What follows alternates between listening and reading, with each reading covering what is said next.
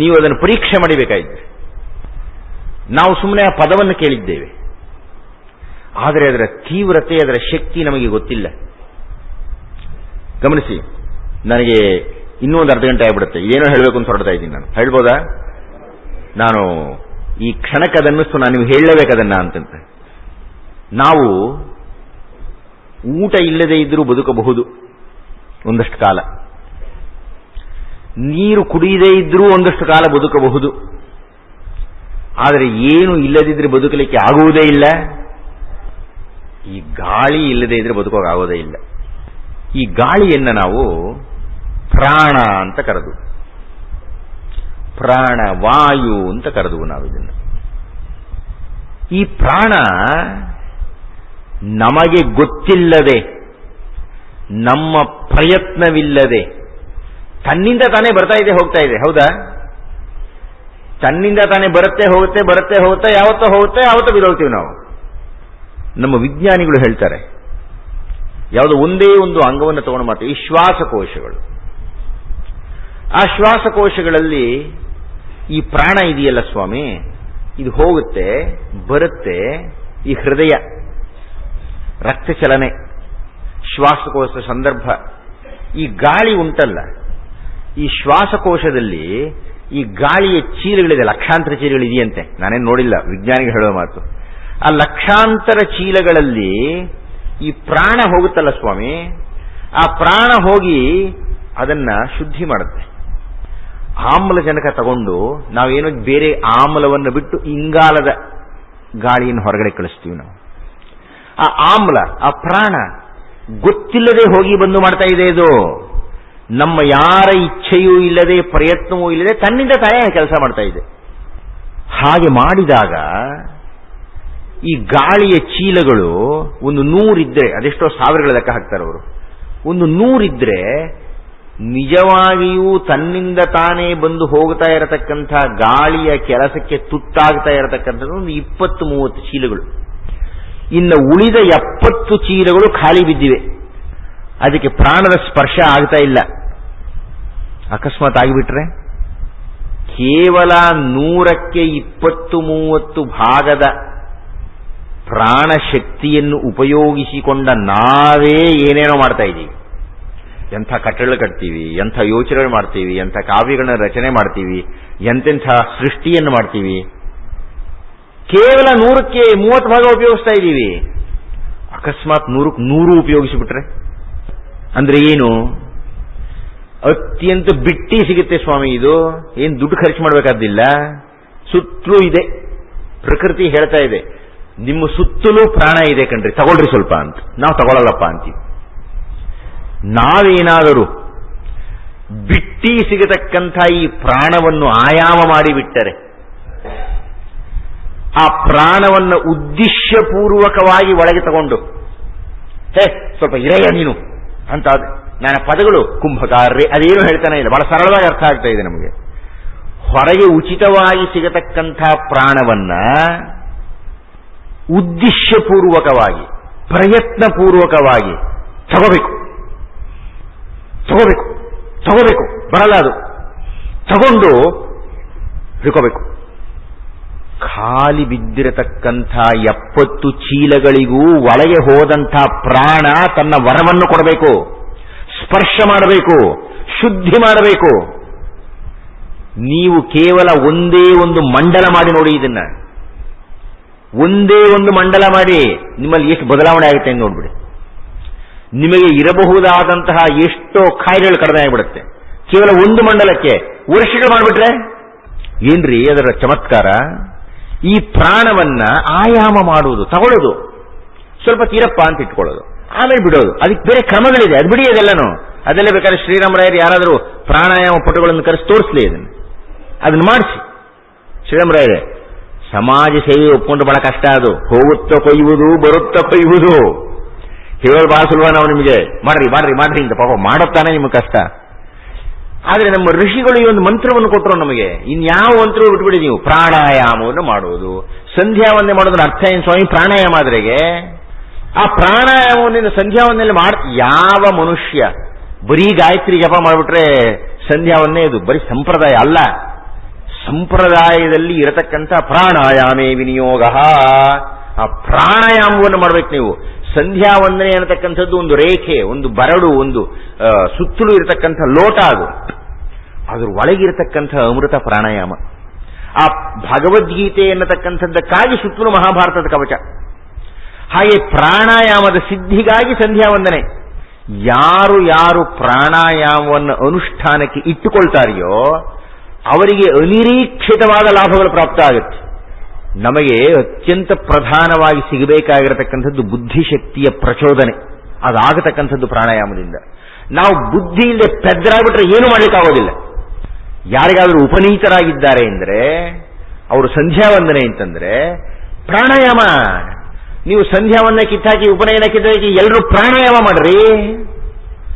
ಈ ಮಂತ್ರಕ್ಕಿನ್ನ ಇನ್ಯಾವ ಮಂತ್ರ ಬೇಕು? ನಾವು ಆರೋಗ್ಯಶಾಲಿಗಳಾಗಲಿಕ್ಕೆ, ನಮ್ಮ ಬುದ್ಧಿ ವಿಕಾಸ ಆಗಲಿಕ್ಕೆ ಈ ಎರಡೇ ನಮಗೆ ಬೇಕಾಗಿರೋದು. ನೀವು ಬುದ್ಧಿ ಜಾಗೃತವಾದರೆ ಏನೇ ನೀವು ಸಂಪಾದನೆ ಮಾಡೋದು. ನೀವು ಎಷ್ಟೆಷ್ಟು ಪ್ರತಿಭಾಶಾಲಿಗಳಾಗ್ತೀರೋ ಅಷ್ಟು ನಿಮ್ಮ ಜೀವನದ ಸೌಕರ್ಯಗಳನ್ನು ನೀವು ವೃದ್ಧಿ ಮಾಡಿಕೊಳ್ಬಹುದು. ಅದು ದುಡ್ಡಿರಬಹುದು, ಭೋಗ ಅದೇನೇ ಇಲ್ಲ, ನಿಮ್ಮ ಬಿಟ್ಟಿದ್ದು. ನೀವು ಏನನ್ನೇ ಸಾಧಿಸಬೇಕಾಗಿದ್ದರೂ ಸ್ತ್ರೀಯರು ಪುರುಷರು ಅನ್ನೋ ಭೇದ ಇಲ್ಲದೆ ದಯಮಾಡಿ ಸ್ತ್ರೀಯರು ಕಿತ್ತಾಕಿ ಇದನ್ನ, ಬರೀ ಗಂಡಸರಿಗೆ ಅದೆಲ್ಲ ಅಲ್ಲ. ಎಲ್ಲರೂ ಎಲ್ಲ ಜಾತಿಗಳವರು, ಎಲ್ಲ ಧರ್ಮೀಯರು ಪ್ರಾಣಾಯಾಮವನ್ನು ಮಾಡಬೇಕು. ನಮ್ಮ ಋಷಿಗಳು ಕೊಟ್ಟ ಮಂತ್ರ ಅದು. ಆ ಪ್ರಾಣಾಯಾಮವನ್ನು ನಾವು ಮಾಡಿಬಿಟ್ರೆ ಏನೆಲ್ಲ ಸಾಧಿಸಿ. ನೀವು ಪರೀಕ್ಷೆ ಮಾಡ್ತೀನಿ ಅಂತ ಮಾಡ್ರಿ ನೋಡೋಣ ಅದನ್ನ. ನೀವೊಂದು ಮಂಡಲ ಪ್ರಾಣಾಯಾಮ ಮಾಡಿ ಬಿಡೋದ, ನೀವು ಅವನು ಮುಂದುವರ್ಸ್ಕೊಂಡು ಹೋಗ್ಬಿಡ್ತೀನಿ ಅದನ್ನು. ಯಾಕೆಂದ್ರೆ ಅಷ್ಟರೊಳಗೆ ತನ್ನ ಪ್ರಭಾವ ಬೀರ್ಬಿಡುತ್ತೆ ನಿಮ್ಮ ಮೇಲೆ. ಆತ್ಮೀಯರೇ, ಏನೋ ಹೇಳೋದಕ್ಕೆ ಹೋಗಿ ಪ್ರಾಣಾಯಾಮದ ಬಗ್ಗೆ ಹೇಳ್ತಾ ಇದ್ದೀನಿ ನಾನು. ಇರಲಿ, ದ್ರೌಪದಿ ತನ್ನ ನಿಷ್ಠೆಯಿಂದಾಗಿ ಕೃಷ್ಣನನ್ನು ಸೆಳೆದು ಬಿಟ್ಟಳು. ನೀವು ಪ್ರಾಣಾಯಾಮದ ನಿಷ್ಠೆಯನ್ನು ಅನುಷ್ಠಾನಕ್ಕೆ ತಂದರೆ ಈ ಬ್ರಹ್ಮನನ್ನೇ ಸೆಳೆದು ಬಿಡ್ತೀರಿ ನೀವು. ನಿಮ್ಗೆ ಆ ಶಕ್ತಿ ಬರ್ತದೆ. ಇರಲಿ, ದ್ರೌಪದಿ ಹೇಳಿದ ಕಥೆ ಇದು. ನನಗೆ ದ್ರೌಪದಿ ಹೇಳಲು ನೀನು ಪ್ರಾಣಾಯಾಮ ಮಾಡ ಗಡ್ಡಣ್ಣ ಅಂತಂತ ನಾನು ನಿಮಗೆ ಹೇಳ್ತಾ ಇದ್ದೇನೆ. ದಯವಿಟ್ಟು ಪ್ರಾಣಾಯಾಮವನ್ನು ಮಾಡಿದರೆ ನೀವು ಪ್ರಾಣವನ್ನೇ ಎಳೆದು ಬಿಡ್ತೀರಲ್ರಿ. ನೀವು ಸುತ್ತಲೂ ಇರತಕ್ಕಂಥ ಪರಬ್ರಹ್ಮವನ್ನೇ ಹೆಚ್ಚು ಸಂಗ್ರಹಿಸಿ ಬಿಡ್ತೀರಿ. ಈಗ ನೋಡಿ, ನಮ್ಮ ಎಲ್ಲ ಜೀವನದ ಚಟುವಟಿಕೆಗಳು ಆ ಉಸಿರಿನ ಮೇಲೆ ನಿಯಂತ್ರಣ ಆಗುತ್ತೆ. ನೋಡಿ ಇಲ್ಲಿ, ಈಗ ನೀವೆಲ್ಲ ಏನ್ ಮಾಡಿದ್ರಿ ಗೊತ್ತಾ? ಪ್ರಾಣಾಯಾಮ ಮಾಡ್ಬಿಟ್ರಿ. ನಿಮಗೆ ಗೊತ್ತಿಲ್ಲದೆ ನೀವು ಪ್ರಾಣವನ್ನು ನಿಯಂತ್ರಣ ನೋಡ್ತಾನೆ ಇದ್ದೀರಿ. ಏನೋ ಹೇಳ್ತಾನೆ ಪೆದ್ದಣ್ಣ, ಏನು ಹೇಳಿಲ್ಲ ನಾನು, ಅದು ನೋಡ್ತಾನೆ ಇದ್ರಿ. ಆ ನೋಡಿದಾಗ ನಿಮಗೇ ಗೊತ್ತಿಲ್ಲದೆ ನಿಮ್ಮ ಉಸಿರಿನ ಗತಿ ಬಂಧಿಸಲ್ಪಟ್ಟಿತು. ಸಿಟ್ಟು ಬರ್ಲಿ ಅಂತೀರಿ, ಉಸಿರು ಹೊಳಿತಿ, ಉಸಿರು ಎಲ್ಲವೂ ನಿಯಂತ್ರಣ ಆಗತಕ್ಕಂಥದ್ದು ಆ ಪ್ರಾಣದಿಂದ. ನೀವು ಪ್ರಾಣಾಯಾಮವನ್ನು ಅನುಷ್ಠಾನ ಮಾಡಿದರೆ ಯಾವ ತರಗತಿ ಯಾರೋ ಪ್ರಾಣಾಯಾಮ ಹೇಳ್ಕೊಡೋದಲ್ಲ. ದಯವಿಟ್ಟು ಒಂದು ಕೆಲಸ ಮಾಡಿ, ಬಹಳ ಸರಳವಾದ್ದು. ಆದರೆ ದಿವಸದಲ್ಲಿ ಯಾವುದೋ ಒಂದು ಹೊತ್ತು ಆಯ್ಕೆ ಮಾಡ್ಕೋಬೇಕು. ಅದು ಬೆಳಗ್ಗೆನೋ, ಸಂಜೆನೋ, ಮಧ್ಯಾಹ್ನನೋ, ಬೆಳಗಿನ ಜಾವ ಅನ್ನೋದು ಯಾವ್ದಾರೋ ಆಗಲಿ, ನೀವೇ ಇಲ್ಲ ಅದಕ್ಕೆ. ಬೆಳಗಿನ ಜಾವ ಒಳ್ಳೇದು ಅಂತಾರೆ, ಯಾಕಂದ್ರೆ ಗಾಳಿಯಲ್ಲಿ ಹೆಚ್ಚಿನ ಆಮ್ಲಜನಕ ಜಾಸ್ತಿ ಇರುತ್ತಪ್ಪ ಅಂತ. ಇರಲಿ, ಆ ಕಾಲ ಸಾಧ್ಯ ಆಯ್ಕೆ ಮಾಡ್ಕೊಳ್ಳಿ. ಯಾವುದೋ ಒಂದು ಜಾಗ ಆಯ್ಕೆ ಮಾಡ್ಕೊಳ್ಳಿ. ತರಂಗಗಳು ಯಾವಾಗ್ಲೂ 24 ಗಂಟೆಗಳಿಗೆ ಒಮ್ಮೆ ಸುತ್ತಾ ಇರ್ತದೆ. ಯಾಕೆಂದ್ರೆ ಭೂಮಿ ಸುತ್ತಾ ಇರ್ತದೆ, ಬಹಳ ಸರಳ ಅದೆಲ್ಲನು. ಯಾಕೆ ಯಾವುದೋ ಒಂದು ಗಂಟೆಗೆ ನಾವು ಆರಂಭ ಮಾಡಬೇಕು ಅಂತಂತ ಹೇಳಿದ್ರೆ, ನಿಮಗೆ ಗೊತ್ತಿದೆಯೋ ಬಿಟ್ಟಿದೆಯೋ, ನೀವು 6 ಗಂಟೆ ಅಂತಂತ ಹೇಳಿದ್ರೆ ಮನಸ್ಸು ಅದಕ್ಕೆ ಅನ್ವಯಿಸಿಕೊಳ್ಳುತ್ತೆ. ಮಹಾಭಾರತದ ತರಂಗಗಳು ನಮ್ಮ ಸುತ್ತಲೂ ಆಡ್ತಾ ಇರ್ತದೆ, ನಮಗೆ ಗೊತ್ತಿಲ್ಲ ಅದು. ನಮ್ಮ ಪ್ರತಿಯೊಬ್ಬರಲ್ಲಿಯೂ ಆ ಶಕ್ತಿ ಉಂಟು. ಪ್ರತಿಯೊಬ್ಬರ ಮಿದುಳು ಯಾವುದೋ ಒಂದು, ಮಹಾಭಾರತ ಅಂತ ಇಲ್ಲ, ಯಾವುದೋ ಒಂದು ಕಾರ್ಯ ನೀವು ಯಾವುದೋ ಊಟ ಯಾವುದೋ ಒಂದು ಕಾಲಕ್ಕೆ ಏರ್ಪಡಿಸ್ಕೊಳ್ತೀರಿ, ಅಷ್ಟೊತ್ತಿಗೆ ಸರಿಯಾಗಿ ಜಿಹ್ವೆ ಸಿದ್ಧ ಆಗುತ್ತೆ, ತನ್ನ ಲಾಲಾರಸವನ್ನು ಸಿದ್ಧಪಡಿಸುತ್ತೆ. ಆ ಕಾಲಕ್ಕೆ ಸರಿಯಾಗಿ ನೀವು ಆಹಾರವನ್ನು ತಗೊಳ್ತಾ ಇದ್ದೀರಿ ಅಂದ್ರೆ ಅರ್ಧಕ್ಕರ್ಧ ಕಾಯಿಲೆ ಹೋಗ್ಬಿಡುತ್ತೆ ನಮ್ಮಿಂದ. ಪ್ರತಿನಿತ್ಯ ಯಾವುದೋ ಒಂದು ಕಾಲ, 10 ಗಂಟೆನೋ 11 ಗಂಟೆನೋ 12 ಗಂಟೆನೋ ಯಾವುದೋ ಒಂದು ಕಾಲಕ್ಕೆ ಸರಿಯಾಗಿ ನಾವು ಆಹಾರ ತಗೊಳ್ಳೋಕೆ ಶುರು ಮಾಡಿದ್ವಿ, ಇನ್ನಿ ಎಷ್ಟು ಆರೋಗ್ಯ ಆಗಿಬಿಡುತ್ತೆ ಗೊತ್ತೇ ನಮಗೆ. ಯದ್ವಾ ತದ್ವಾ ಒಂದು 2 ಗಂಟೆಗೆ, ಒಂದು 3 ಗಂಟೆಗೆ, 12 ಗಂಟೆಗೆ ಪಾಪ ದೇಹದ ರಸಗಳ ಗತಿ ಏನು, ಅದಕ್ಕೊಂದು ನಿಯಂತ್ರಣ ಏರ್ಪಡಿಸಬೇಕು. ಹೀಗೆ ಕಾಲ ಬಹಳ ಮುಖ್ಯ. ನೀವು ಯಾವುದೋ ಒಂದು ಕಾಲ, ಯಾವುದೋ ಒಂದು ಜಾಗ, ಯಾವ ಜಾಗದಲ್ಲಿ ನೀವು ಅದನ್ನು ಅನುಷ್ಠಾನ ಮಾಡಿ, ಬೇಕಾದ್ರೆ 2 ದಿವಸ ನಿಂತರೂ ಚಿಂತೆ ಇಲ್ಲ, ಆ ಜಾಗದಲ್ಲೇ ಮಾಡಬೇಕು. ಆ ತರಂಗಗಳು ಸುತ್ತಾ ಇರುತ್ತೆ.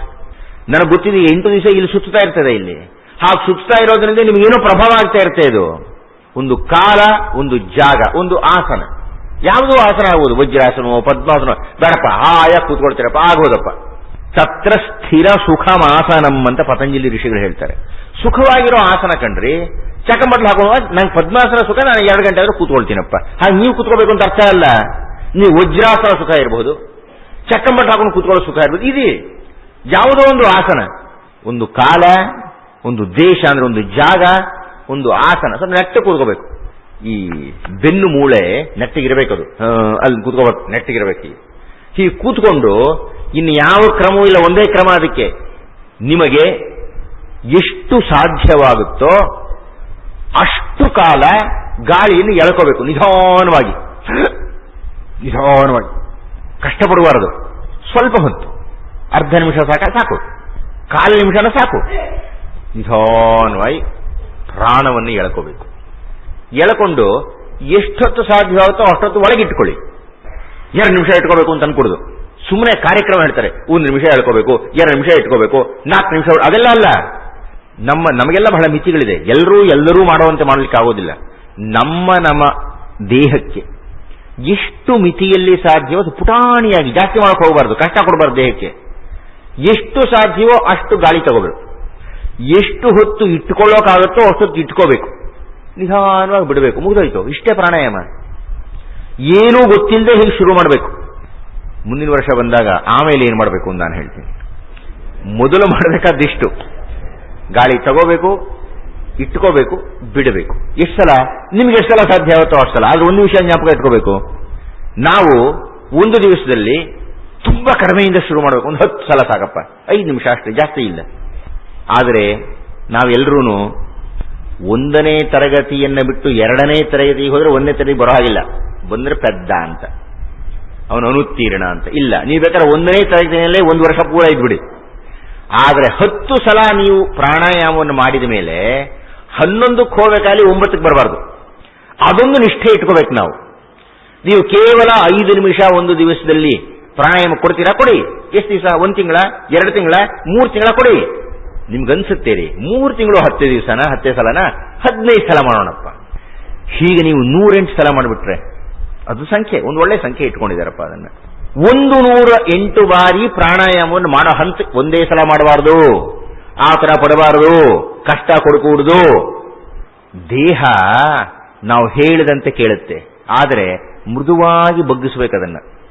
ಒಂದೇ ಸಲ ಮಾಡಿದ್ರೆ ಗಂಡು ಸಿಕ್ಕಾಗ್ಬಿಡುತ್ತೆ, ಅಂತ ಆಗ್ಬಿಡುತ್ತೆ. ಇಲ್ಲ, ನಿಧಾನವಾಗಿ ಎಷ್ಟು ಸಾಧ್ಯವೋ ಅಷ್ಟೇ, ಪುಟ್ಪುಟ್ಟದಾಗಿ ಮಾಡ್ತಾ ಮಾಡ್ತಾ ಮಾಡ್ತಾ ಮಾಡ್ತಾ ಮಾಡ್ತಾ ಮಾಡ್ತಾ ದೊಡ್ಡದಾಗಬೇಕು. ದೊಡ್ಡದಾಗಿ ಪುಟ್ಟದಾಗಬಾರ್ದು. ಈಗ ದಪ್ಪಕ್ಕಿರ್ತಾರೆ, ಹೊಟ್ಟೆ ಇರುತ್ತೆ ಅಂತ ಇಟ್ಕೊಳ್ಳೋಣ. ಪುಟಾಣಿ ಸೂತ್ರ ಹೊಟ್ಟೆ ಕರಗಿಸೋದಕ್ಕೆ ಏನಪ್ಪಾ ಅಂದ್ರೆ ಚತುಷ್ಪಾದಾಸನ ಅಂತ ಒಂದಿದೆ ನಮ್ಮಲ್ಲಿ. ಚತುಷ್ಪಾದಾಸನ ಹಸು ನಿಂತ್ಕೋಬೇಕು. ಮೊಣಕಾಲು ಬಗ್ಗಿಸ್ಕೊಡುದು ಬಹಳ ಕಷ್ಟ. ಅದು ಮೊಣಕಾಲು ಬಗ್ಗಬೇಕಾದ್ರೆ ಹಾಗೆ ನಿಂತು ಮೊಣಕಾಲು ಬಗ್ಗಿಸದೆ 2 ಕಾಯಿ ಮುಂದೆ 2 ಕಾಲು ಹಿಂದೆ, ಹಸು ನಡೆದೇ ನಡ್ಕೊಂಡು ಹೋಗ್ಬೇಕಪ್ಪ. ಮೊಣಕಾಲು ಬಗ್ಗಿಸ್ಕೊಡುದು, ಆ ಜ್ಞಾಪಕ ಇಟ್ಕೊಳ್ಳಿ. ಮೊಣಕಾಲನ್ನ ಬಗ್ಗಿಸದೆ ಹೀಗೆ ನಡ್ಕೊಂಡು ಹೋಗ್ಬೇಕು. ನೀವು ಒಂದು 60-70 ದಿವಸ ಮಾಡಿ, ಹಾಗೆ ಹೊಟ್ಟೆ ಕರಗಿಬಿಡುತ್ತೆ. ನಾವೇನ್ ಮಾಡ್ತೀವಿ ಗೊತ್ತಾ? 70 ದಿವಸ 71 ದಿವಸ ನಿಲ್ತೀವ, ಹೊಟ್ಟೆ ತಿರುಗಿ ಬಂದ್ಬಿಡುತ್ತೆ. ತಿರುಗಿ ಬಂದ್ರೆ ಕನಸೋದು ಕಷ್ಟ. ಅದು ಅಂದ್ರೆ ಅರ್ಥ ಏನು ಅಂದ್ರೆ, ನೀವು ಏನನ್ನಾದರೂ ಮಾಡಿ ಪ್ರಗತಿಗೆ ಹೋದವರು ಮತ್ತೆ ವಾಪಸ್ ಬರಬಾರದು. ವಾಪಸ್ ಬರೋ ಶಂಕೆ ಇದ್ರೆ ಶುರು ಮಾಡಬಾರದು. ಸಭಾಂ ವಾನ ಪ್ರವೇಷ್ಟವ್ಯಂ ವಕ್ತವ್ಯಂ ವಾ ಸಮಂಜಸಂ ಅಬ್ರವನ್ ವಿಬ್ರವನ್ ವಾಪಿ ನರೋ ಭವತಿ ಕಿಲ್ಬಿಷು. ಶುರು ಮಾಡಲೇಬೇಡ್ರಿ. ನೀವು ಮಾಡಿದ ಹಿಂದಕ್ಕೆ ಬರಬೇಡಿ. ನೀವು 10 ಪ್ರಾಣಾಯಾಮದಿಂದ ದಯಮಾಡಿ ಆರಂಭ ಮಾಡಿ. ಯಾರಿಗೆ ತಮ್ಮ ದೇಹದ ಆರೋಗ್ಯವನ್ನು ವೃದ್ಧಿ ಮಾಡ್ಕೋಬೇಕು ಅಂತಿರುತ್ತೋ ಅವರು, ಯಾರಿಗೆ ಮನಸ್ಸನ್ನ ಹೆಚ್ಚು ಪ್ರಕಾಶಮಾನ ಮಾಡಬೇಕು ಅಂತ ಅಭೀಪ್ಸೆ ಇರುತ್ತೋ ಅವರು ಕೇವಲ 10 ಪ್ರಾಣಾಯಾಮದಿಂದ ಶುರು ಮಾಡಿ. 15 ಆಗಲಿ, 108ರ ತನಕ ಹೋಗಿ. ಬಹುಶಃ ಇನ್ನೊಂದು ವರ್ಷಕ್ಕೆ 108 ಹೋಗೋದಲ್ವಾ? ಆ 108ಕ್ಕೆ ಹೋದ್ಮೇಲೆ ನಾನು ಹೇಳ್ತಾ ಇರತಕ್ಕಂಥ ಬಹಳ ಪುಟಾಣಿದು ಅನುಲೋಮ ವಿಲೋಮ ಪ್ರಾಣಾಯಾಮ ಅಂತ. ಇದನ್ನು ನೀವು ಸಾಧಿಸಿಬಿಟ್ರೆ ಮುಂದಿನ ಹಂತ ಯಾವುದು? ಅದು 365 ದಿವಸ ಆದ್ಮೇಲೆ ಚರ್ಚೆ ಮಾಡೋಣ ಅಂತ ಹೇಳ್ತಾ ಅಯ್ಯೋ 8 ಕಾಲ ಆಗುತ್ತಲ್ಲಪ್ಪ. ಆಗಲೇ ನಾನು ಬೇರೆ ಹೋಗಬೇಕು ಅನ್ಕೊಳ್ತಾ ಇದ್ದೀನಿ. ಈಗ ಈ ಸಭಾಪರ್ವದ ಕೊನೆಗೆ ಬಂದುಬಿಡೋಣ. ಅಕ್ಷಯ ವಸ್ತ್ರ ಪ್ರದಾನವಾಗಿದೆ.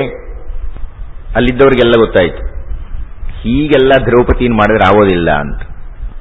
ದುರ್ಯೋಧನನಿಗೆ ತನ್ನ ಮನಸ್ಸಿನಲ್ಲಿ ಸೇಡಿದೆ ಅವಳ ಬಗ್ಗೆ. ಆ ಸೇಡು ಅವನು ಸ್ವಲ್ಪ ಹೆಚ್ಚು ಯೋಗ್ಯನಾಗಿದ್ರೆ ಇಷ್ಟೊತ್ತು ನಿಲ್ಲಿಸಬೇಕು. ಅವನು ಆ ಮಿತಿಯನ್ನು ಮೀರಿಬಿಟ್ಟ. ಅವನು ಈಗಲೇ ಮಿತಿ ಮೀರಿಬಿಟ್ಟಿದ್ದ ಅವನು. ಆಗ ಅವನು ಒಂದು ಹೆಜ್ಜೆ ಮುಂದಕ್ಕೆ ಹೋದ. ಅದು ಅವನು ಮಾಡಿದ ಬಹಳ ದೊಡ್ಡ ತಪ್ಪು. ನಮಗೆಲ್ಲರಿಗೂ ನಮ್ಮ ಮಿತಿ ಗೊತ್ತಾಗಬೇಕು. ದುರ್ಯೋಧನ ಇಲ್ಲಿ ತನಕ ಮಾಡಿದ. ಭೀಷ್ಮ, ದ್ರೋಣ ಯಾರೂ ವಿರೋಧಿಸಲಿಲ್ಲ ದುರ್ಯೋಧನ ಮಾಡಿದ್ದಕ್ಕೆ. ಧರ್ಮರಾಯ, ಭೀಮ ಎಲ್ಲ ಸುಮ್ಮನೆ ಕೂತ್ಕೊಂಡಿದ್ದಾರೆ. ಈಗ ಏನ್ ಮಾಡ್ಬಿಟ್ಟ ಗೊತ್ತಾ ಅವನು? ದುರ್ಯೋಧನ ಮಾಡಿದಂಥ ಬಹುದೊಡ್ಡ ಪಾಪ ಕಾರ್ಯ ಅದು. ಅಲ್ಲಿಂದ ಅವನ ಪತನ ಶುರುವಾಯಿತು. ಉಟ್ಟುಕೊಂಡಿದ್ದ ಪಂಚೆಯನ್ನು ಹೀಗೆ ಎತ್ತದ, ತೊಡೆಯನ್ನ ತೋರಿಸಿ ಹೊಡೆದು ಏಳೆಗೆ ಎಂದ ಅವನನ್ನ, ದ್ರೌಪದಿಯನ್ನ.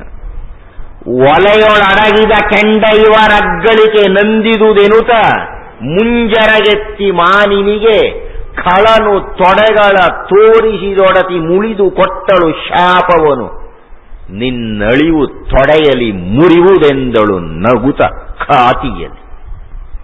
ಇಲ್ಲಿಯ ತನಕ ಇದ್ದಂಥ ದುರ್ಯೋಧನ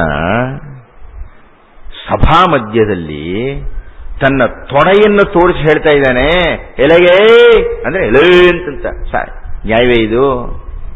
ಒಂದು ಸಭೆಯ ಮಧ್ಯದಲ್ಲಿ ಒಂದು ಹೆಣ್ಣನ್ನ, ಈಗಾಗಲೇ ಪಾಠ ಕಲಿಬೇಕಾಯ್ತು ಅವನು. ಕೃಷ್ಣನ ಸಹಾಯ ಅವಳಿಗೆ ಇದೆ, ನಾನು ಹಾಗೆಲ್ಲ ಮಾಡಬಾರ್ದು ಅಂತ. ನಮ್ಮ ಜೀವನದಲ್ಲಿ ನಾವೇನೋ ತಪ್ಪು ಮಾಡ್ತೀವಿ. ತಪ್ಪು ಮಾಡಿದಾಗ ಯಾರೂ ನಮಗೆ ಹೇಳಬೇಕಾಗಿಲ್ಲ, ನಮ್ಮ ಆತ್ಮ ನಮಗೆ ಹೇಳುತ್ತೆ, ನೀನು ಸರಿ ಮಾಡ್ತಾ ಇಲ್ಲ ಕಣಯ್ಯ ಅಂತ. ನಾವು ಯೋಗ್ಯರಾದರೆ, ಸ್ವಲ್ಪ ಬುದ್ಧಿವಂತಿಕೆ ಇದ್ರೆ ತಕ್ಷಣ ನಾವು ತಿದ್ದಿಕೊಳ್ಳಬೇಕು. ನಮ್ಮನ್ನು ತರಲೆ ಮಾಡ್ತಾ ಇರ್ತದೆ, ಬುದ್ಧಿ ಹೇಳ್ತಾ ಇರ್ತದೆ, ನೀನು ಮಾಡ್ತಾ ಇರೋ ಸರಿ ಇಲ್ಲ ಕಣಯ್ಯ. ನಾನು ಆಗ ಎಚ್ಚರ ವಹಿಸಿ ತಿದ್ದುಕೊಳ್ಳದೆ ಇದ್ರೆ ಬಿದ್ದೋಗ್ಬಿಡ್ತೀನಿ ಕೆಳಗೆ. ಪ್ರತಿಯೊಬ್ಬನಿಗೂ ತನ್ನ ಅಂತರಾತ್ಮ ಅನ್ನತಕ್ಕಂಥದ್ದು ಇಂಥ ಘಟ್ಟದಲ್ಲಿ ಎಚ್ಚರಿಕೆ ಕೊಡುತ್ತೆ. ದುರ್ಯೋಧನ ತಿದ್ದಿಕೊಳ್ಳಲಿಲ್ಲ. ಕೃಷ್ಣ ಹೇಳಿದ, ಪರೋಕ್ಷವಾಗಿ ಹೇಳಿದ, ನಿನ್ನ ಪ್ರಯತ್ನ ಹುಸಿ ಅಂತ ಹೇಳಿದ, ನೀನು ಗೆಲ್ಲಲ್ಲ ಅಂತ ಹೇಳಿದ. ದುರ್ಯೋಧನ ತಿದ್ದಿಕೊಳ್ಳಲಿಲ್ಲ, ತೊಡೆಗಳನ್ನು ತೋರಿಸ. ನಿನ್ನವರೇನ ಮಾಡುವರು ಒಲೆಯೊಳಡಗಿದ ಕೆಂಡ ಇವರಗ್ಗಳಿಕೆ ನಂದಿದುದೇನುತ. ಒಲೆಯೊಳಗಿರತಕ್ಕಂಥ ಕೆಂಡಕ್ಕೆ ಬೂದಿ ಮುಚ್ಕೊಂಡ್ಬಿಟ್ಟಿದೆ, ಶಾಖ ಇಲ್ಲ. ಪೆದ್ದಣ್ಣ, ಒಳಗೆ ಶಾಖ ಇಲ್ವೇ ಇದು? ಉರಿ ಅಲ್ವೇ ಇದು? ಉರಿತಾ ಇದ್ದಾನೆ ಭೀಮ, ಹೊರಗೆ ತೋರಿಸೋದಕ್ಕಾಗ್ತಾ ಇಲ್ಲ. ಧರ್ಮರಾಯನ ಮಾತು ಅನ್ನೋ ಬೂದಿ ಮುಚ್ಕೊಂಡ್ಬಿಟ್ಟಿದೆ ಅವನು. ಆಗ ಮುಳಿದು ಕೊಟ್ಟಳು ಶಾಪವನು, ನಿನ್ನಳಿವು ತೊಡೆಯಲಿ ಮುರಿಯುವುದೆಂದಳು. ದುರ್ಯೋಧನನ ಮುಂದೆ ಎಂದೋ ಗಧಾ ಪರ್ವದಲ್ಲಿ ಅವನ ತೊಡೆ ಮುರಿತಾ ಇದೆ ಅಂತಂದ್ರೆ ಅದರ ಮೂಲ ಬೀಜ ಆಗಿದ್ದಿಲ್ಲಿ. ಮತ್ತೆ ಮತ್ತೆ ಮತ್ತೆ ನಾನು ಭೀಮನನ್ನ ನ್ಯಾಯವಾದಿ ಅಂತ ಕರಿಬೇಕಾಗ್ತದೆ ಇಡೀ ಮಹಾಭಾರತದಲ್ಲಿ. ಯಾವಾಗ ದ್ರೌಪದಿ ಹೀಗೆ ಹೇಳಿದಳೋ ಅಲ್ಲಿಯ ತನಕ ಭೀಮ ತನ್ನ ಅಣ್ಣನ ಅಂಕುಶಕ್ಕೆ ಬದ್ಧನಾಗಿ ಬಿಟ್ಟಿದ್ದ. ದುರ್ಯೋಧನನ ಈ ದುಶ್ಚೇಷ್ಟೆಯನ್ನ ನೋಡಿ ತೊಡೆ ತೋರಿಸ್ತಾ ಇದ್ದಾನೆ, ಬಾಯಿಗೆ ಕೂತ್ಕೊಂಡು ಹೇಳ್ತಾ ಇದ್ದಾನೆ ದ್ರೌಪದಿಗೆ. ಅಣ್ಣನ ಹೆಂಡತಿಗೆ ಹೇಳೋ ಮಾತೇನ್ರಿ ಅದು? ಯಾರು ದ್ರೌಪದಿ ದುರ್ಯೋಧನನಿಗೆ? ತನ್ನ ಅಣ್ಣನ ಹೆಂಡತಿನ ಬಂದು ತೊಡೆ ಮೇಲೆ ಕೂತ್ಕೊಂಡು ಕಾಯ್ತಾ ಇದ್ದಾನಲ್ಲ ಅವನು. ಕಡಲ ತೆರೆಗಳ ತುರುಬಿ ತುಡುಕುವ ವರಬರಂದದಿ ಮೇಘ ಪಟಲವ ನೊಡೆದು ಸೂಸುವ ಸಿಡಿಲಿನಂದದಿ ಸಭೆಯೊಳನಹಾಯಿದು ಕುರಿಕುಠಾರನರ ಕೂತವನು ತಡೆಗಡಿ ಸುಯೋಧನ ನೂರುಗಳ ಇಮ್ಮಡಿಸಿ ಮುರಿವೇನು ಅಂತ ಎದ್ದು ಬಿಡ್ತಾನೆ ಭೀಮ. ಕಡಲ ತೆರೆಗಳ ತುರುಬಿ ತುಡುಕುವ ವಡಬನಂದದಿ, ಆ ಸಮುದ್ರ ಮಧ್ಯದಲ್ಲಿ ಬಡವಾಗ್ನಿ ಮೇಲೆದ್ದು ಬಂದಂತೆ ಮೇಘ ಪಟಲವ ನೊಡೆದು ಸೂಸುವ ಸಿಡಿಲಿನಂದದಿ ಸಭೆಯೊಳನ ಹಾಯ್ದು ಎದ್ದು ಬಿಟ್ಟ ಭೀಮ. ಕುರಿಕುಠಾರನರ ಕೂತವನು ತಡೆಗಡಿ ಸುಯೋಧನ ನೂರುಗಳ ನಿಮ್ಮಡಿಸಿ ಮುರಿ, ನಾನು ಆ ದುರ್ಯೋಧನನ ತೊಡೆಗಳನ್ನು ಮುರಿದಾಕ್ತೀನಿ ಅಂತ ಪ್ರತಿಜ್ಞೆ ಮಾಡಿದ. ಕುಮಾರವ್ಯಾಸ ಹೇಳ್ತಾನೆ, ಅದ್ಭುತವಾಗಿ ಹೇಳ್ತಾನೆ ಅವನು. ಒಡೆಯನೈತರಲು ಇಕ್ಷು ತೋಟದ ಬಡ ನರಿಗಳು ಓಡುವವಳು ಈಕೆಯ ಹಿಡಿದು ಎಳೆವ ಕಳ ಹಾಯ್ದನ ದುರ್ಯೋಧನನ ಹೊರಗಾಗಿ. ಏನ್ ದುಶ್ಯಾಸನ ಕುಣಿತಾ ಇದ್ದ, ಆಟ ಆಡ್ತಾ ಇದ್ದ. ಯಾವಾಗ ಭೀಮ ಒಂದ್ಸಲ ಅಂದನೂ ಓಡ್ಬಿಟ್ಟಂದ್ರು. ಒಡೆಯನೈತರಲು, ಯಾರು ಒಡೆಯ? ದ್ರೌಪದಿಗೆ ಯಾರು ಅಲ್ಲ, ಭೀಮನ್ ಬಿಟ್ರೆ. ಧರ್ಮರಾಯ ಸುಮ್ಮನೆ ಕೂತ್ಕೊಂಡಿದ್ದಾನೆ, ಅರ್ಜುನ ಮೇಲೆ ನಿಲ್ಲು ನಿಲ್ಲು ಅಂತಿದ್ದಾನೆ. ಯಾರ ಮಾತು ಕೇಳಲಿಲ್ಲ, ಅವನು ಎದ್ದು ಬಂದ್ಬಿಟ್ಟ. ಅವನು ಒಡೆಯನೈತರಲು. ಮಹಾಭಾರತದಲ್ಲಿ ದ್ರೌಪದಿಯ ಗಂಡ ಯಾರು ನಿಜವಾದ ಗಂಡ ತೀರ್ಮಾನ ಆಗತಕ್ಕಂಥ ಸಂದರ್ಭ ಅದು. ಒಡೆಯನೈತರಲು ಇಕ್ಷು ತೋಟದ ಬಡ ನರಿಗಳು ಓಡುವವಳು.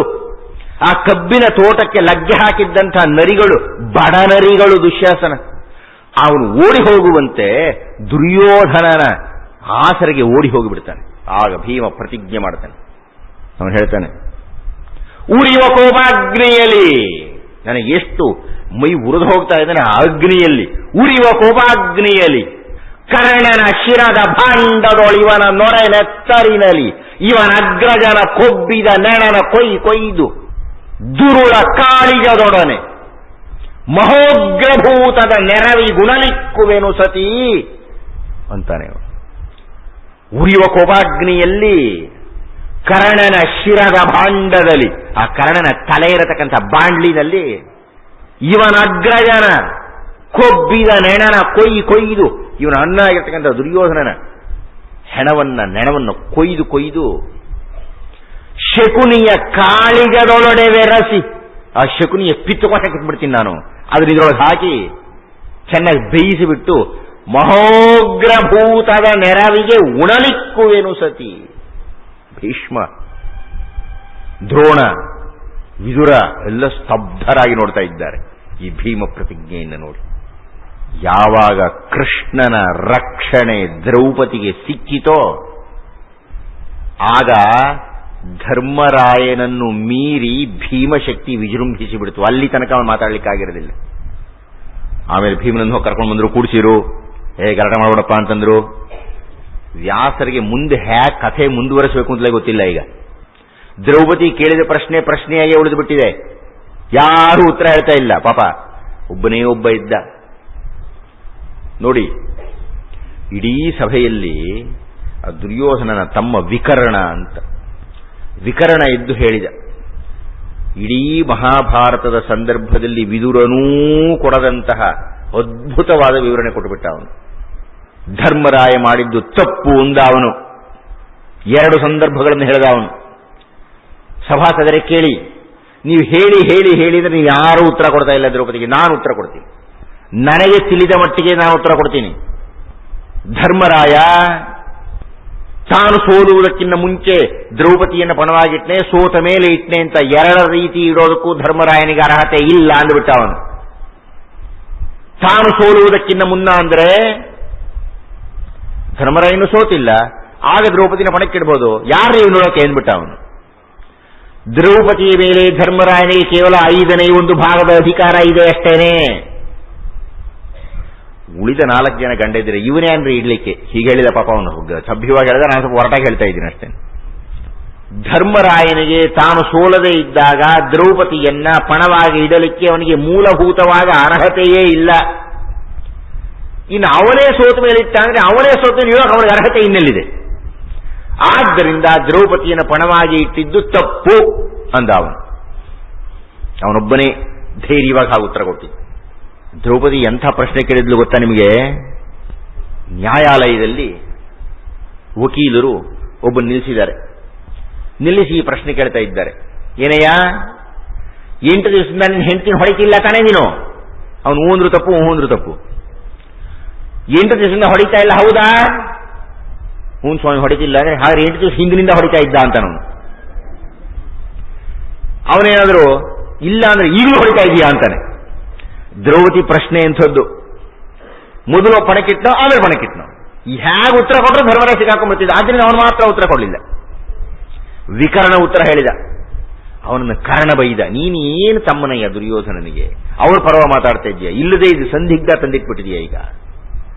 ಆಗ ದುರ್ಯೋಧನ ಹೇಳಿದ, ನೋಡಮ್ಮ, ನಿನ್ನ ಪ್ರಶ್ನೆಗೆ ಇವರು ಯಾರೂ ಉತ್ತರ ಹೇಳ್ತಾ ಇಲ್ಲ. ನಾನು ಒಂದು ತಾರ್ಕಿಕವಾದ ಹೇಳಿಕೆ ಹೇಳ್ತೀನಿ, ಕೇಳಿಸ್ಕೊ. ನಿನ್ನನ್ನ ಪಣವಾಗಿ ಇಟ್ಟಿದ್ದು ತಪ್ಪು ಅಂತ ನಕುಲನೋ ಸಹದೇವನೋ ಅರ್ಜುನನೋ ಯಾರಾದ್ರೂ ಒಬ್ಬರು ಹೇಳಿಬಿಡ್ಲಿ, ಬಿಟ್ಬಿಡ್ತೀನಿ ನಾನಿನ್ನು. ಯಾರಾದ್ರೂ ಹೇಳ್ರಿ ಅಂದ. ಒಬ್ಬರು ಹೇಳಿಬಿಡ್ಲಿ, ಧರ್ಮರಾಯನಿಗೆ ನಿನ್ನನ್ನು ಪಣವಾಗಿ ಇಡ್ಕೂಡ್ದಾಗಿತ್ತು ಅಂತ ಹೇಳಿದ್ರೆ ಸಾಕು, ನಾನೇನು ಬಿಟ್ಬಿಡ್ತೀನಿ, ನಿನಗೆ ದಾಸ್ಯವೇ ಇಲ್ಲ ಅಂದ. ಅವನ ಅರ್ಥ ಬೇರೆ ಇತ್ತು. ಯಾವಾದ್ರೂ ಒಬ್ಬರು ಪಂಚಪಾಂಡವರು ಒಬ್ಬರು ಹೇಳಿದ್ರೆ ಅಲ್ಲಿ ಬಿರುಕು ಬಿಡ್ತು ಅವರು ಬಾಂಧವ್ಯ. ಹಾಗೆ ಬಿರುಕು ಬಿಡಿಸಿಬಿಡೋಣ ಅನ್ನೋದು ದುರ್ಯೋಧನ ಆಂತರ್ಯ ಇದ್ದಿರಬಹುದು. ಆದರೆ ಬಾಯಿನಲ್ಲಿ ಅವನು ಹೇಳ್ತಾನೆ, ಎಲ್ಲರೂ ತಾರಕೆಯನ್ನು ಕೇಳೋ ಹಾಗೆ ಒಬ್ರು ಹೇಳ್ಬಿಡ್ಲಿ ಅಷ್ಟೇ. 4 ಜನ ತಮ್ಮಂದ್ರಲ್ಲಿ ಒಬ್ರು ಹೇಳ್ಬಿಡ್ಲಿ, ಧರ್ಮರಾಯ ಮಾಡಿದ್ ಸರಿ, ಅವನು ನಮ್ಮ ಸ್ವಾಮಿ ಅಲ್ಲ ಅಂತ ಹೇಳ್ಬಿಡ್ಲಿ. ಯಾರೂ ಹೇಳಲಿಲ್ಲ. ಅವನು ತಾರ್ಕಿಕವಾಗಿ ಕೇಳ್ತಾ ಇದ್ದ. ಕೊನೆಗೆ ಅವಳನ್ನೇ ಕೇಳಿದ, ನೀನೇ ಹೇಳು ಅಂದ. ಆಗಲೂ ಅವಳು ಹೇಳಲಿಲ್ಲ. ಇನ್ನು ಕಥೆ ಮುಂದುವರಿಯೋದು ಹೇಗೆ? ಕಥೆ ಮುಂದುವರಿಯೋದು? ವ್ಯಾಸರಿಗೆ ಕಕವಿಕೆ ಆಗ್ಬಿಡ್ತು ಅಂತ ಕಾಣುತ್ತೆ. ನಿಂತುಬಿಟ್ಟಿದೆ ಒಂದು ಘಟ್ಟದಲ್ಲಿ. ಮುಂದುವರಿತಾನೆ ಇಲ್ಲ. ದ್ರೌಪದಿ ಪ್ರಶ್ನೆಗೆ ಉತ್ತರ ಯಾರು ಹೇಳ್ತಾ ಇಲ್ಲ, ದ್ರೌಪದಿ ಎಲ್ಲೆಲ್ಲೂ ಹೋಗ್ತಾ ಇಲ್ಲ, ಇಲ್ಲಿ ಸಭೆ ಮುಂದುವರಿಯ ಕಥೆ. ಈಗ ಆಗಿದ್ದಕ್ಕಿದ್ದ ಹಾಗೆ ಯಜ್ಞವಾಟಿಕೆಯಲ್ಲಿ ನರಿಗಳು ಕೂಗ್ತಂತೆ, ಕತ್ತಿಗಳು ಕೂಗ್ತಂತೆ. ಅದನ್ನು ಗಾಂಧಾರಿ ಕೇಳಿಸ್ಕೊಂಡು ಧೃತರಾಷ್ಟ್ರನ ಕಿವಿಯಲ್ಲಿ ರಹಸ್ಯವಾಗಿ ಹೇಳಿದ್ರಂತೆ. ಅದೆಲ್ಲ ಕೂಗ್ತಾ ಇದೆ, ವ್ಯಾಸರು ರಹಸ್ಯವಾಗಿ ಹೇಳಿದ್ರು ಅಂತಾರೆ, ಏನ್ ಹೇಳಿದ್ರು ನಮಗೆ ಗೊತ್ತಿಲ್ಲ. ಅದಕ್ಕೆ ಧೃತರಾಷ್ಟ್ರನಿಗೆ ಹೆದರಿಕೆ ಆಯ್ತಂತೆ. ಆಗ ದ್ರೌಪದಿಯನ್ನು ಕರೆದು ಹೇಳಿದಂತೆ, ಬಾರಮ್ಮ ಇಲ್ಲಿ, ನನ್ನ ಮಗ ಸರಿ ಇಲ್ಲ, ಯೋಗ್ಯ ಇಲ್ಲ, ಆದ್ದರಿಂದ ನೀನೇನಾದ್ರೂ ಒಂದು ವರ ಕೇಳು, ಕೊಟ್ಟು ಬಿಡ್ತೀನಿ. ಆಗ ದ್ರೌಪದಿ ಹೇಳಿದಂತೆ, ಧರ್ಮರಾಯನಿಗೆ ದಾಸ್ಯ ಹೋಗಲಿ, ಅಂದ್ರೆ ಧರ್ಮರಾಯ ಸ್ವತಂತ್ರವಾಗಲಿ. ಸರಿ, ಇನ್ನೂ ಒಂದು ವರ ಕೇಳು, ಉಳಿದ 4 ಜನ ಗಂಡಂದ್ರಿಗೂ ಸ್ವತಂತ್ರವಾಗಿ ಅವರವರ ಆಯುಧಗಳು ರಥಗಳು ಸಿಗಲಿ. ಇನ್ನೂ ಒಂದು ವರ ಕೇಳು. ಅವಳು ಹೇಳಿದ್ಲು, ಇಲ್ಲ ನಾನು ಕೇಳಲ್ಲ, ಲೋಭ ಅನ್ನುವುದು ಜಾಸ್ತಿ ಆಗಿಬಿಡುತ್ತೆ. ಕೊಟ್ಟಿದ್ದೆಲ್ಲ ಕೊಡಿ ಕೊಡಿ ಇನ್ ಕುಡಿದು, ನನಗೇನೋ ಒಂದು ಮಿತಿ. ಒಬ್ಬ ವೈಶ್ಯನಿಗೆ ಕೇವಲ 1 ವರ ಕೇಳೋ ಅಧಿಕಾರ ಇದೆ, ಒಬ್ಬ ಕ್ಷತ್ರಾಣಿಗೆ 2 ವರ ಕೇಳೋ ಅಧಿಕಾರ ಇದೆ, ಒಬ್ಬ ಕ್ಷತ್ರಿಯನಿಗೆ 3 ವರ ಕೇಳೋ ಅಧಿಕಾರ ಇದೆ, ಒಬ್ಬ ಬ್ರಾಹ್ಮಣನಿಗೆ 100 ವರ ಕೇಳೋ ಅಧಿಕಾರ, ಯಾಕಂದ್ರೆ ಅವತ್ತು ಏನೂ ಇರಲ್ವಲ್ಲ ಅಂತ 100 ವರ ಕೇಳೋ ಅಧಿಕಾರ ಇದೆ ಅವನಿಗೆ. ನಾನು ಕ್ಷತ್ರಾಣಿಯಾಗಿ 3ನೇ ವರವನ್ನು ಕೇಳಿದರೆ ನಾನು ಲೋಭಿಯಾಗಿ ಬಿಡ್ತೀನಿ, ನನಗೆ ಬೇಡ. ಇಷ್ಟು ಸಾಕು, ಅವರು ಸ್ವತಂತ್ರರಾಗಿದ್ದಾರೆ. ಅವರ ಸ್ವಶಕ್ತಿಯಿಂದ ಶ್ರೇಯಸ್ಸೋ ಪ್ರೇಯಸ್ಸೋ ಗಳಿಸ್ಕೊಳ್ತಾರೆ ಇವರು. ಆಗ ಧೃತರಾಷ್ಟ್ರ ಹೇಳಿದ, ನೀನು ಬಹಳ ದೊಡ್ಡ ಹೆಣ್ಣು, ನಮ್ಮ ಮನೆಗೆ ಬಹಳ ದೊಡ್ಡ ಸೊಸೆ, ಬಹಳ ಅಯೋಗ್ಯ ಅವನು. ಆವೋ ತನಕ ಸುಮ್ಮನೆ ಇದ್ದ ಇಲ್ಲಿ. ಆಮೇಲೆ ಯಾರೋ ಏನೋ ಒಂದು ಕಿವಿನಲ್ಲಿ ರಹಸ್ಯ ಹೇಳಿದ್ರು ಅಂತ ಕೊರ ಸಮಾಧಾನ ಮಾಡ್ತಾ ಇದ್ದೇನೆ. ಬಾ ಇಲ್ಲಿ, ನಾನು ನಿನಗೆ ಎಲ್ಲ ವಾಪಸ್ ಕೊಟ್ಬಿಡ್ತೀನಿ. ಇಂದ್ರಪ್ರಸ್ಥಕ್ಕೆ ನೀವೆಲ್ಲ ಹೋಗಿ ಸುಖವಾಗಿ ಅಲ್ಲಿ ರಾಜ್ಯವನ್ನು ಆಳಿ. ನನ್ನ ಮಗ ಬಹಳ ಕೆಟ್ಟವನು, ಇವನು, ಅವನು ನಂಬೇಡಿ. ಧರ್ಮರಾಯ, ನನ್ನ ಮಗನ ಕ್ಷಮಿಸಿಬಿಡಪ್ಪ ನೀನು, ಅವನು ಕೆಟ್ಟ ಸುಳಿಯವನು. ದೊಡ್ಡವರು ತಮಗೆ ಮಾಡಿರತಕ್ಕಂಥ ಅಪಕಾರವನ್ನು ನೆನಪಿಸಿಕೊಳ್ಳೋದು ಇಲ್ಲವಂತೆ. ನೀನು ಬಿಟ್ಬಿಡು, ನೀನು ಬಹಳ ದೊಡ್ಡವನು, ನೀನು ಬಹಳ ಒಳ್ಳೆಯವನು ನೀನು ಅಂತ ಹೇಳಿ ಧರ್ಮರಾಯನನ್ನ ಇಂದ್ರಪ್ರಸ್ಥಕ್ಕೆ ಹೋಗು ಅಂತ ವಾಪಸ್ ಕಳಿಸಿಬಿಡ್ತಾನೆ. ಇನ್ನೊಂದು ಚೂರಿದೆ, ಅದು ಮುಗಿಸಲ್ಲ, ಅದು ಮುಗಿಸಿದ್ರೆ ಇನ್ನೇನೋ ಆಗಿಬಿಡುತ್ತೆ. ಹೀಗೆ ಇಂದ್ರಪ್ರಸ್ಥಕ್ಕೆ ಧರ್ಮರಾಯ ತನ್ನ ಪತ್ನಿ ಸಹೋದರರ ಸಹಿತ ವಾಪಸ್ಸು ಹೋಗಿದ್ದಾನೆ. ಅವನ ರಾಜ್ಯ ಅವನಿಗೆ ಸಿಕ್ಕಿದೆ, ಹೋಗ್ತಾ ಇದ್ದಾನೆ. ಹೋಗ್ತಾ ಇರಲಿ 1 ವರ್ಷ, ನಾವು ಮುಂದೆ ಏನು ಅನ್ನುವುದನ್ನ ಮುಂದಿನ ವರ್ಷ ನೋಡೋಣ ಅಂತ ಹೇಳ್ತಾ ಒಂದು ಸಂದರ್ಭವನ್ನು ನಿಮ್ಮ ಮನಸ್ಸಿಗೆ ಹೇಳಿ ಮುಗಿಸಿಬಿಡ್ತೀನಿ. ಅದಕ್ಕೆ ಬಹಳ ಜನ ಕಾಯ್ತಿರ್ತಾರೆ ಅಂತ ಕಾಣುತ್ತೆ. ಈ ಇಡೀ ಸಂದರ್ಭದಲ್ಲಿ ಇಷ್ಟೆಲ್ಲ ನಾಟಕ ಆಯ್ತಲ್ಲ, ದ್ರೌಪದಿ ಬಂದು ಅವಳ ವಸ್ತ್ರಾಪಹರಣದ ದೃಶ್ಯ ಆಗಿ ಕೊನೆಗೆ ಧೃತರಾಷ್ಟ್ರ ಅವಳಿಗೆ ವಾಪಸ್ ರಾಜ್ಯವನ್ನೆಲ್ಲ ಕೊಡೋದು, ಇದೆಲ್ಲ ಆಗದೇ ಇದ್ದರೆ ಧರ್ಮರಾಯ ಉಳಿದವರೆಲ್ಲ ದಾಸರಾಗಿ ಉಳಿಬೇಕಾಗಿತ್ತು. ದಾಸ ಆಗಿಬಿಟ್ಟಿದ್ದಾನೆ ಧರ್ಮರಾಯ. ಈಗ ತಪ್ಪಿಸ್ಕೊಳ್ಳೋದು ಹೇಗೆ? ದುರ್ಯೋಧನ ಹೇಳಿದ್ದಾನೆ ಪ್ರತಿಹಾರಿಗೆ, ಜ್ಞಾಪಕ ಇಟ್ಕೊಂಡಿದ್ದೀರಿ ನೀವು, ದ್ರೌಪದಿಯನ್ನ ದಾಸಿವಾಸಕ್ಕೆ ಕಳಿಸುವಂತ, ಆಸ್ಥಾನಕ್ಕೆ ಕರೆಸುವಂತ ಅಲ್ಲ. ದ್ರೌಪದಿ ಏನಾದರೂ ದಾಸಿವಾಸಕ್ಕೆ ಹೋಗಿಬಿಟ್ರೆ ಈ ಧರ್ಮರಾಯನ ವಿಚಾರಿಸ್ಕೊಳ್ಳೋರು ಯಾರು ಸ್ವಾಮಿ? ನಾವು ಸಹ ಕೈಗೆ ಕಸಬರ್ಗೆ ಕೊಟ್ಟು ಗುಡಿಸಾಯ ಅಂತಿದ್ದ ದುರ್ಯೋಧನ, ಸೇವಕ ಆಗಿಬಿಟ್ಟಿದ್ದಾನೆ ಅವನು. ಆಗ ಧರ್ಮರಾಯ ಗುಪ್ತವಾಗಿ ಒಂದು ಪ್ರತಿಹಾರಿಯ ಮೂಲಕ ದ್ರೌಪದಿಗೆ ಹೇಳಿ ಕಳಿಸ್ತಾನೆ, ಕೆಟ್ಟದಾಗಿ ಹೇಳಿ ಕಳಿಸ್ತಾನೆ. ಧರ್ಮರಾಯ ಹೇಳಿ ಕಳಿಸಕೂಡದಾದ ಹೇಳಿಕೆ ಇದು. ಧರ್ಮರಾಯನ ಯಾವುದೋ ಬೇರೆ ಬೇರೆ ಸಂದರ್ಭಗಳಲ್ಲಿ ನಾನೇನೋ ಒಪ್ಕೊಳ್ತೀನಿ, ಆದರೆ ಇದಿದೆಯಲ್ಲ. ಆದರೆ ಏನ್ ಮಾಡೋದು, ಅವನ ಸಂದರ್ಭದಲ್ಲಿ ಅದು ಬಿಟ್ಟರೆ ಬೇರೆ ಗತಿನೇ ಇರಲಿಲ್ಲ ಅವನಿಗೆ. ಏಕವಸ್ತ್ರ ಅಧೋನೀವಿ ರೋದಮಾನ ರಜಸ್ವಲ. ನನ್ನ ಯಾರೋ ಕೇಳಿದ್ರು, ಕುಮಾರವ್ಯಾಸಂದ ಹೇಳ್ತಿರೋ ವ್ಯಾಸಂದ ಹೇಳ್ತೀರಪ್ಪ ಅಂತ. ವ್ಯಾಸಂದೇ ಹೇಳ್ತೀನಿ ಅಂತ ಹೇಳಿದ್ದೀನಿ ನಾನು. ಏಕವಸ್ತ್ರ ತ್ವಧೋನೀವಿ ರೋದಮಾನ ರಜಸ್ವಲ ಸಭಾಂ ಆಗಮ್ಯ ಪಾಂಚಾಲಿ ಶ್ವಶುರಸ್ಯ ಅಗ್ರತೋಭವ ಅಂತ ಧರ್ಮರಾಯ ಹೇಳಿ ಕಳಿಸ್ದ. ನೆನ್ನೆ ನೋಡಿದ್ರಿ ಅಂತ ಕಾಣುತ್ತೆ ನೀವು. ಶ್ವಶುರಸ್ಯ ಅಗ್ರತೋಭವ, ನಿಮ್ಮ ಮಾವನ ಮುಂದೆ ಬಂದು ನಿಂತ್ಕೋಬೇಕು ನೀನು. ಹೇಗೆ? ಏಕವಸ್ತ್ರ, ಬಹಿಷ್ಠೆಯಾಗಿದ್ದಾಗ 1 ವಸ್ತ್ರ ಉಟ್ಟಿರ್ತಾಳೆ ಹೆಣ್ಣು. ಅದೋ ನೀವು ಈ ಹೊಕ್ಕಳಿಂದ ಕೆಳಗೆ ಜಾರ್ತಾ ಇದ್ರೂ ಪರವಾಗಿಲ್ಲ, ಗಂಡ ಹೇಳೋ ಮಾತೇನ್ರಿ ಇದು. ರೋದ ಅಳ್ತಾ ಇದ್ರೂ ಚಿಂತೆ ಇಲ್ಲ, ರಜಸ್ವಲ ನೀನು ಮುಟ್ಟಾಗಿದ್ರೂ ಚಿಂತೆ ಇಲ್ಲ. ಸಭಾಮಾಗಮ್ಯ ಪಾಂಚಾಲಿ, ಸಭೆಗೆ ಬಾರಮ್ಮ ಅಂತ ಕರೀತಾ ಇದ್ದೇನೆ ದ್ರೌಪದಿಯನ್ನ. ಇನ್ನೇನ್ ಮಾಡ್ತಾಳೆ ಪಾಪ ಬರ್ದೆ ಯಾಕೆ? ಅದಕ್ಕೆ ನನ್ನ ಹೇಳಿದ್ದು, ದುಶ್ಯಾಸನ ಎಳಕೊಂಡು ಹೋಗೋದು ದ್ರೌಪದಿಗೆ ಇಷ್ಟವಿದ್ದ ಕೆಲಸ. ಅದು ಬರೀ ಅಲ್ಲಿ ಹೋಗಿ ನಿಂತ್ಕೊಂಡ್ರಾಗ್ಬಿಡ್ತೀಯೇ. ಧರ್ಮರಾಯ ಇನ್ನೊಂದು ಹೇಳಿದ್ದಾನೆ, ಹಾಗೆ ಬಂದು ನೀನು ನಿಂತ್ಕೊಂಡ್ರೆ ಎಲ್ಲರೂ ದುರ್ಯೋಧನನ್ ಬೈತಾರೆ. ಎಂಥ ರಾಜಕಾರಣಿ ನೋಡ ಇವನು. ಯಾವುದೋ ಒಂದು ಚುನಾವಣೆಯಲ್ಲಿ ಇಂದಿರಾ ಗಾಂಧಿ ಚಿತ್ರ ಹಾಕಿಬಿಟ್ಟಿದ್ದಾರೆ. ಹಾಕಿಬಿಟ್ಟು ಆಕೆಯ ಹೊಟ್ಟೆಯಿಂದ ರಕ್ತ ಸುರಿತಾ ಇದೆ. ಯಾವಾಗಲೂ ಆಯ್ತು ಕಥೆ ಇದು. ಇವರು ಚುನಾವಣೆಗೆ ಎಷ್ಟು ಜನ ಬಳಸ್ಕೊಂಡ್ರು ಅಂತಂದ್ರೆ, ರಕ್ತವನ್ನು ಸುರಿಸ್ತಾ ಇರತಕ್ಕಂಥ ಇಂದಿರಾ ಗಾಂಧಿ ಕೆಳಗೆ ಆ ಕ್ಷೇತ್ರಕ್ಕೆ ನಿಂತಿರತಕ್ಕಂಥ ಶಾಸಕ ಆಗಬೇಕು ಅನ್ನೋನು ನಮಸ್ಕಾರ ಮಾಡಿ ನಿಂತ್ಕೊಂಡಿದ್ದಾನೆ. ನೋಡಿ, ಇಂದಿರಾ ಗಾಂಧಿಯನ್ನು ನೋಡಿ ನನಗೂ ಮತ ಕೊಡಿ ಅಂತ ಕೇಳ್ತಾ ಇದ್ದಾನವನು. ಯಾವಾಗಿಂದೋ ಕಥೆ ಇದು. ಅಂದರೆ ಜನರ ಮನಸ್ಸಿನಲ್ಲಿ ಕರುಣೆಯನ್ನು ಹುಟ್ಟಿಸಿ ನಮ್ಮ ಪರವಾಗಿ ಮತ ಚಲಾವಣೆ ಮಾಡಬೇಕು. ಧರ್ಮರಾಯ ಹೇಳ್ಕೊಟ್ಟಿದ್ದದು. ದ್ರೌಪದಿಗೆ ಹಾಗೆ ಹೇಳಿ ಅಳ್ತಾ ಬಂದ್ಲು. ಇನ್ನೆಲ್ಲ ಹೋಗ್ತಾ ಇದ್ಲು, ಕರ್ಕೊಂಡೋಗ್ಬೇಕಲ್ಲ ಇವನು, ನಾನು ಕರ್ಕೊಂಡೋಗ ಅಂತಂದ್ಲು. ಅವ್ನು ಜುಟ್ಟು ಹಿಡ್ಕೊಂಡ, ಇನ್ನೊಂದು ಸೀರೆ ಹಿಡ್ಕೊಬೇಡ ಅಂತಂದ್ಲು. ಎಷ್ಟು ನಾಟಕ ಆಡ್ಬಿಟ್ಲು ನೋಡಿ ಅವಳು. ನಾನು ಬಟ್ಟೆ ಗಿಟ್ಟೆ ಬಿಟ್ಬಾರಪ್ಪ ಅಂತಂದ್ಲು ಅವಳು. ದುಶಾಸನ ಯಾವ ಸೀರೆ ಹಿಡ್ಕೊಂಡವಳು. ಎಷ್ಟು ನಾಟಕ ಆಡಿದ್ಲು ದ್ರೌಪದಿ. ಈ ದ್ರೌಪದಿ ನಾಟಕ ಆಡಿದ್ದಕ್ಕೆ ನಾವೇನು ಅಂದ್ಕೊಂಡ್ವಿ ಅಂದ್ರೆ ದುಶಾಸನ ಬೈತಾ ಕುತ್ಕೊಂಡ್ವಿ, ಕರ್ಣನ್ ಬೈತಾ ಕುತ್ಕೊಂಡ್ವಿ. ಹಾಗೆ ಅವಳು ಬಂದು ಅಷ್ಟೆಲ್ಲ ಆಟ ಆಡೋದಕ್ಕೆ ಕಾರಣ ಯಾರು? ಧರ್ಮರಾಯನ ಪರವಾಗಿ ಮತ ಹಾಕ್ತೀರಾ, ವಿರುದ್ಧವಾಗಿ ಮತ ಹಾಕ್ತೀರಾ, ನೀವು ತೀರ್ಮಾನ ಮಾಡಿ. ವಂದನೆಗಳು.